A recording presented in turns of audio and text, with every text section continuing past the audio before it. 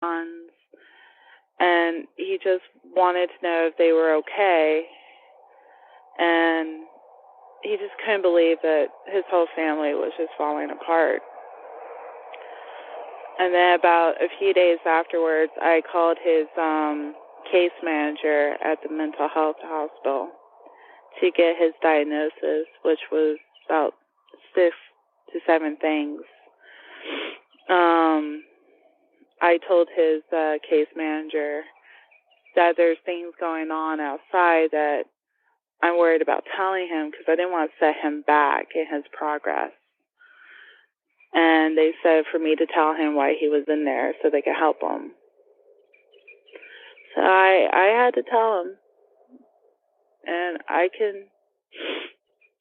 it's like what I wrote to you. It's like if you ever been on the phone and you listen to a person's thought, realizing that their whole life, their children, a spouse that they thought that loved them is doing all this to them.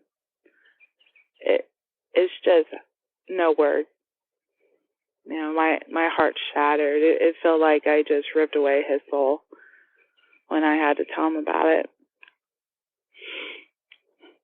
My brother got released late January, and he was arrested a week after he was released from the mental hospital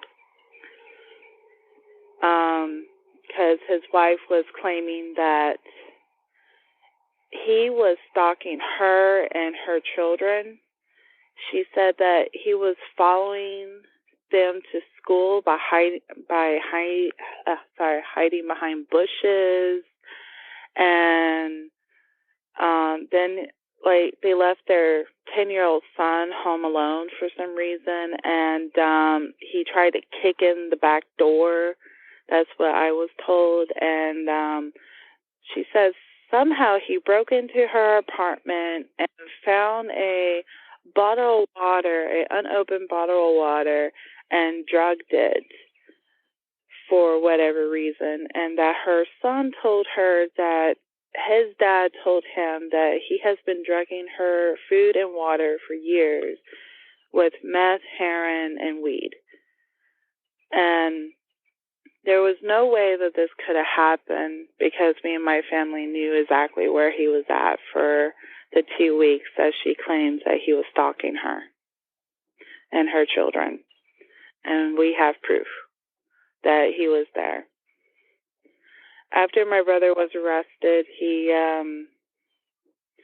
got beaten up a few times, and so they put him in solitary confinement for a year. My brother was interrogated without his lawyer being present. And his public defender, at first, we thought he was on my brother's side because he came to show the evidence to my brother in prison and told him that, look at this, they're showboating, you could tell they're lying, you could tell they're being coached, we don't really have to worry about this. These are children who are lying. And so we're like, oh, great. And then he interviewed the investigators of the case, and then he completely changed his mind and told my brother that he thought he was guilty and refused to defend him. Basically, he said, either take a plea deal or I'm going to refuse to defend you. I won't give you a defense. And there was new evidence that came about that proved his innocence that was put into the court records, but neither the prosecution nor the public defender refused to use it. And so January of 2020, my brother was sentenced and took a plea deal.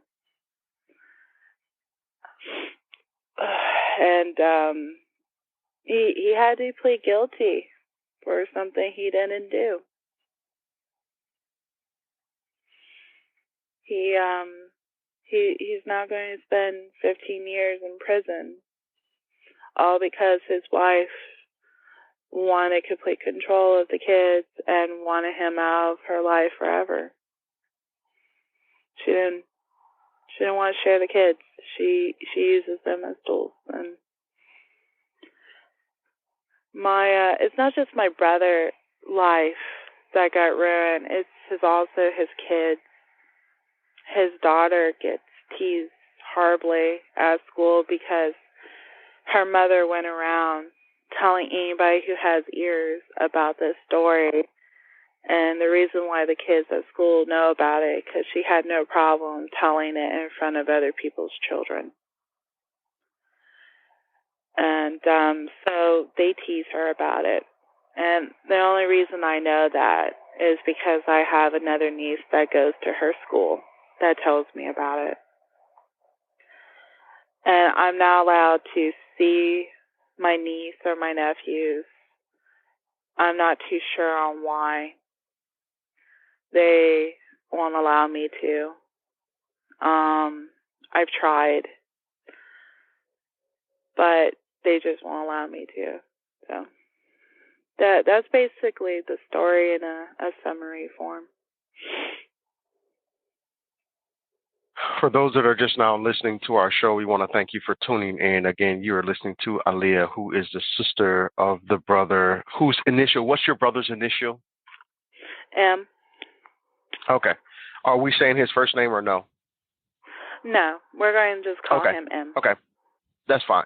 So you're listening to the story of from Alia, who is the sister of her brother, who we are calling M, as in the initial M. He was falsely accused of a sex crime against a child, and he is currently locked up for a crime that he did not commit. And is it my understanding, Alia, you said that he was in isolation from general population for about a year while pleading his innocence, and then all of a sudden, after being assaulted and after the ongoing interrogation of the prison officials, he later recanted, and then he recanted his story, and then finally just recently pled guilty for a crime that he did not commit. He was interrogated 6 months after he was arrested. I guess it was the initial interrogation that they're supposed to give you once you were arrested, but they didn't do it until 6 months after. His lawyer was not present when that happened, but they kept him in isolation. And he kept his innocence all the way to the very end, when his lawyer basically told him that you're either going to spend life in prison and you're going to get killed, or you take this plea deal and you'll spend 15 years in prison. And if you don't take this plea deal and we go to trial, I refuse to give you a defense. So it was like he was backed up against the wall, and the only way out was the plea deal. And it wasn't just that he was telling my brother this. He called my mother and told my mother that we had to convince my brother to take this plea deal. And my mother fought with the lawyer and said, no, he is innocent. What about all this new evidence has come about? And the guy was like, oh, I can't even look at the evidence. The evidence doesn't go with this case. We can't bring up the mother's history because the evidence shows the mother's history, the pattern that she has been trying to get rid of my brother through different types of allegations for years now, whether it's through DCF or the police or, through the school or something like that. And so she has been trying for quite some time to get rid of him. And it wasn't until that she come back down to Florida and she was with her parents that she finally was like, oh, this type thing. And so at the very end, we told my brother that we can't tell him what to take. You know, go to trial or take the plea deal, but the plea deal is there. And my brother took the plea deal for the fact that he didn't want to put his daughter in that situation. And he knew that it wouldn't matter what his story was, is that the fact that a child was accusing him of such a heinous crime that the jury's minds are already made up. And this was his own child, right? This was his own child, yes. Give me a few moments. We're going to take a quick break, and then we'll be back with more. Welcome to the Kingya podcast. As you may have guessed, I am your host, Kingya, a father, activist, and professional speaker. On this podcast, we discuss relationships, criminal justice, news and politics, Black history, culture, and domestic violence awareness. If this is your first time being here, I want to say thank you and encourage you to keep listening. Each week, you can expect to hear thought-provoking interviews, as well as personal relationship tips that would help enhance your life. You will have access to resourceful downloads that you can implement daily to become more productive. Thank you for spending some time with me today. Follow me on Instagram, YouTube, and Twitter, Kingya 2020. My podcasts are also available on iHeartRadio, Spotify, iTunes, Soundcloud, Anchor, Tunein, or wherever you get your favorite podcasts. Just look for Kingya. The purpose of this podcast is because everyday people inspire me through their stories of trial and error in life. Now let's jump into your favorite podcast. What better way to share our stories?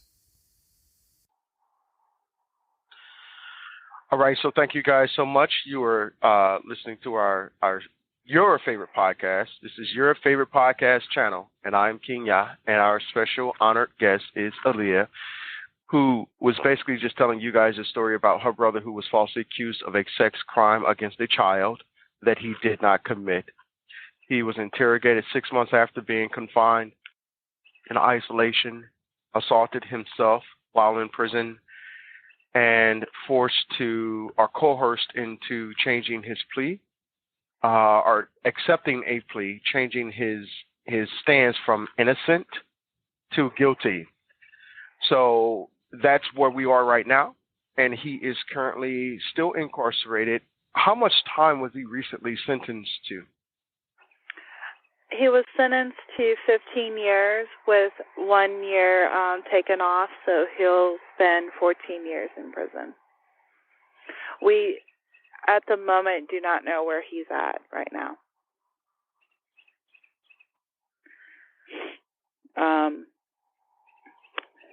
So we're just waiting for him to give us a call to tell us that he's okay or where he's at and stuff like that. So he was sentenced